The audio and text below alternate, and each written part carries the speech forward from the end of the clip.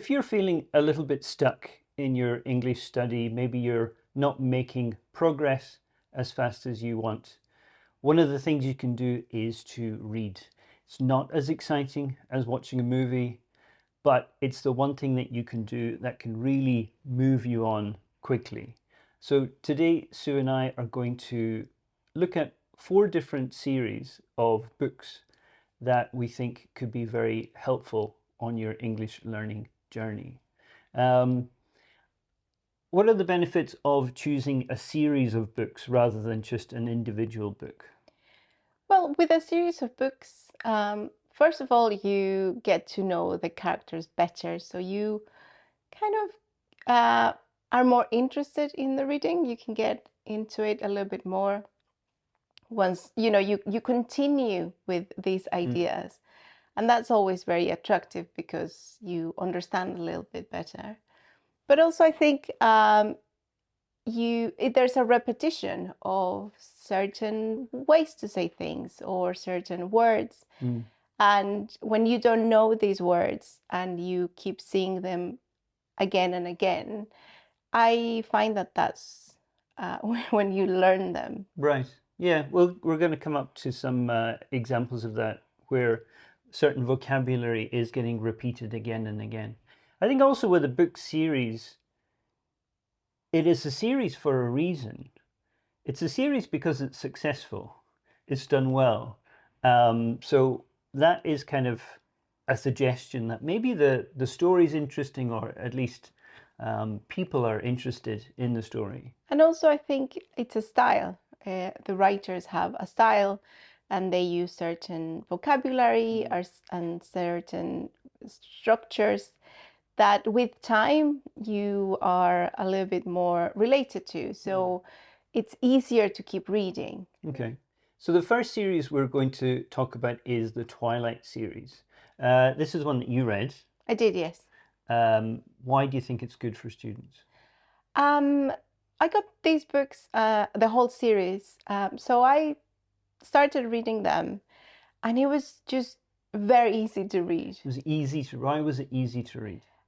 The way it's written, I think the vocabulary is easy. There's a lot of dialogue, right? So just kind of everyday conversations. Characters talking to each other about what is happening. So it's like in the moment conversations. It is in the moment conversations. So, I found that I finished them very quickly. Right. Okay, so that's interesting. So this is probably the kind of conversations that you could have in real life. You could take some of the phrases, some of the vocabulary, and actually use them in real conversations. Yeah, because it's relatively a new kind of book, so the language use is the one that we're used to. So it's very, very easy to. Well, it was easy to read, Right. And the story is not too complicated. Right. So that also helps. Okay.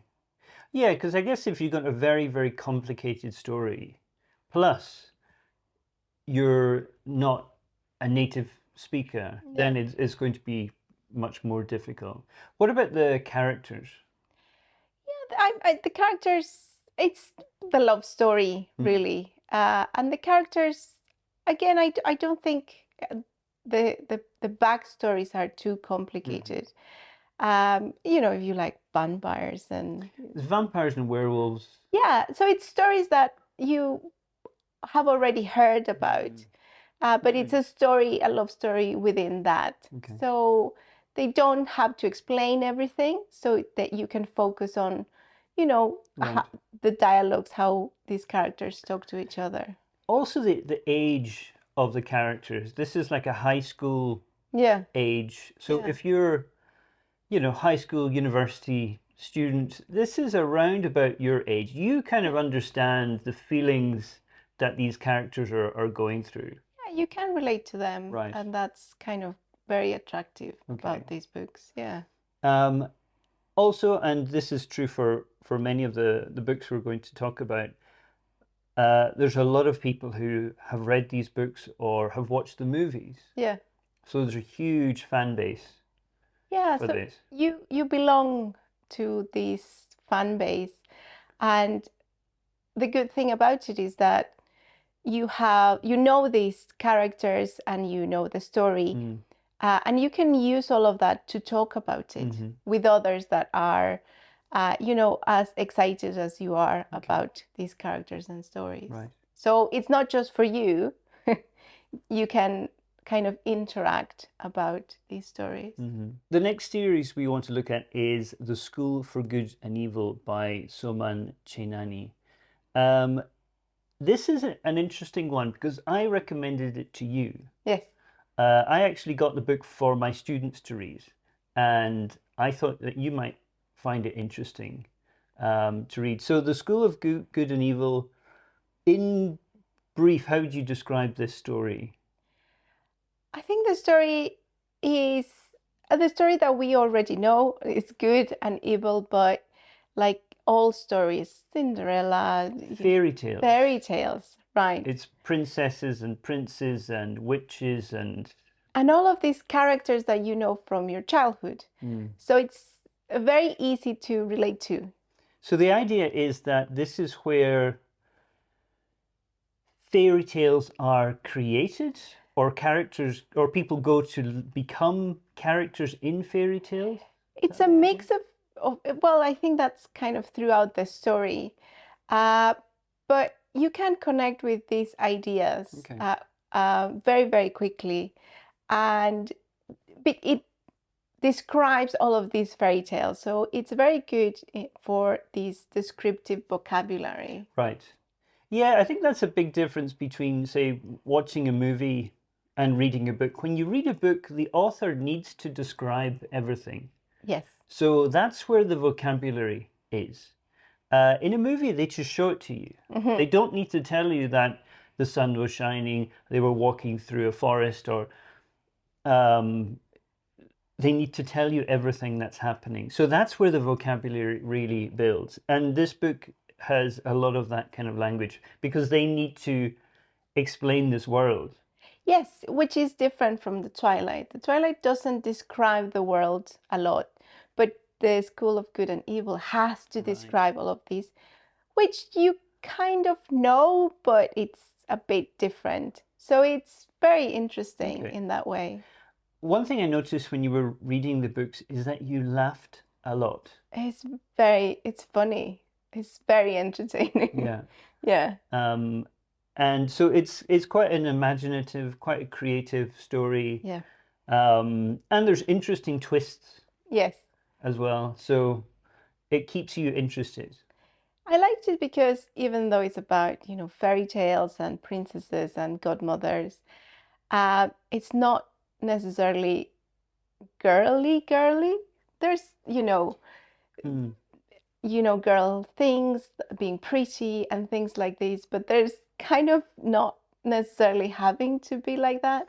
Right. And that's where I found it very, very funny. Okay. It's really good. And they also have the first movie is on Netflix. Yeah. And I think it's actually, you said it's the first 3 books. Yes. In one movie. It is. So yeah, it kind of goes ahead a little bit, but I think there may be 6 or 7 books in the series now, so there's lots to choose from. And it's interesting themes. Yeah. It's themes of good and evil, obviously, making choices in life, and also the consequences. Like you make a choice, and what is the result of this choice? Yeah. In your future. So there's different levels to your reading. It's first understanding, then this vocabulary that you learn because you keep reading about it, and then it's the third part, which is what does this mean to me. So it's a very different experience from watching a movie. Yeah, and as you're reading, you can kind of stop and think, like, what should this character do? What is going to happen in the next chapter? So when you're watching a movie, you don't really have time to stop and think. But if you're reading a book, you can finish a chapter, and the chapter is usually at a key moment, Yes. and you have a chance to stop and think, like, okay, what's she going to do, or Yeah. what's going to happen? Yeah. Which is a very different experience to watching a movie. So the first two series are perhaps more attractive to women, girls. To girls, maybe. Right. Yeah. Okay. The next one is possibly more attractive or interesting to boys. It's a series called The Maze Runner by James Dashner. I think one thing that I like about this series is that the language is very clear, is very direct. Again, it's very descriptive. It's describing what's happening in the moment. And you have a lot of normal kind of everyday conversations as well. It's what's happening. Again, I think it's about what's happening now because you don't know what is in there. Right. What's Yeah. in the maze. Right. So it's a lot of suspense. You want to know, and that's I guess that's what keeps you reading. The suspense is kind of the fear of what is going to happen next, and that's what kind of keeps you reading as well. This kind of suspenseful atmosphere. Yeah, I think the vocabulary, again, you've got this kind of repeated vocabulary that comes up, but it's a series that you can read without kind of feeling too much difficulty, maybe in the language that you're facing. It's very much in the moment. Survival, like it's down to very kind of basic things about having food, about protection, about kind of those kind of very basic things that you need to groups, yeah, and dealing with dangerous situations. It's an exciting book, and it moves at a good pace, which I think is also important, is that it's not too slow. Sometimes you read a book and it's just so slow. Nothing is happening. Nothing is happening. In this series, every chapter, there's a big kind of moment. And then, you finish that and then you're on to another big moment. So that kind of that helps you feel like you're making kind of progress in the book. Again, a series of movies made. So one thing we were talking about was maybe start by watching the movie. Yes. Why do you think that's a good idea? So watch the movie before you read the book. Why do you think that's a good idea? Because when it's your second language, there's so many things you have to do. You have to kind of be able to read it and understand it. And then the next thing is, getting to know these characters or these kind of fictional worlds. The world, yeah. But if you watch the movie first, it gives you a little bit of, understanding of the characters and the world. And while you're reading, you can find, these descriptions, the details. You can find more detail. The books will always have more details than the movies, right? So watching the movie doesn't really spoil the book. The book always gives you more, but you already have something that you understand about that book. So it's much easier to go and find all these details and enjoy. I think even you can enjoy it a little bit more. You can enjoy the reading more. Right. Yeah. Because you can have confidence, Yeah. I think, as well, because you're reading this book. I've watched the movie. I know what this world looks like. Yeah. I even have an idea what this character looks like. Yeah. And you know kind of where it's going, so nothing is a huge surprise, but also you're not trying to understand exactly, what's happening, or why did he do this, or what, so the purpose of reading is to develop your language. Yeah. It's not necessarily to enjoy this story. Not just yet, not as a learner. Yeah, as a learner, what you're trying to do is just to get reading, get this habit of reading. So watch the movie first, Yeah. then try reading the book, and that will actually make reading a little bit easier. Yeah. And that's what you want to do at the start, is make it as simple as possible for you, but also make it kind of interesting at the same Because time. when you're reading and you don't know the words, kind of what they tell you is to try to figure it out from the context. So when you watch the movie, that's why you have the context. So it really helps you to guess this vocabulary. So yeah, Maze Runner is a good one because it has these movies that you can watch that will help you when you're reading. The last one we're going to talk about is one of your favorites, or your favorite book series. Yes. Is Harry Potter. And this is one that a lot of students start with because it's such a successful series. Many people have watched the movies. So they go for the books. They grab the book, the first book, and they try reading that. And I've done this in Japanese. I've done it in Spanish, where I've tried to read the Harry Potter books. And there's definitely some reasons why it's a good choice. Maybe the first one we can talk about is the vocabulary. Yes, it's. I would say that Harry Potter has a higher level vocabulary. It's also British English, so it will change a little bit. Yeah. I would say there's a lot of British English, and there's also a lot of regional English. Yes. So you've got characters from different parts of the UK, and they speak in very different ways. So, for example, Hagrid, I think he's from the West Country, which is an area in the UK, and they speak in a very different way. So that is shown in the writing. The way that Hagrid speaks, the words that you see written, you will not find in a dictionary because it's not standard English. It's kind of a dialect. It's kind of West Country English.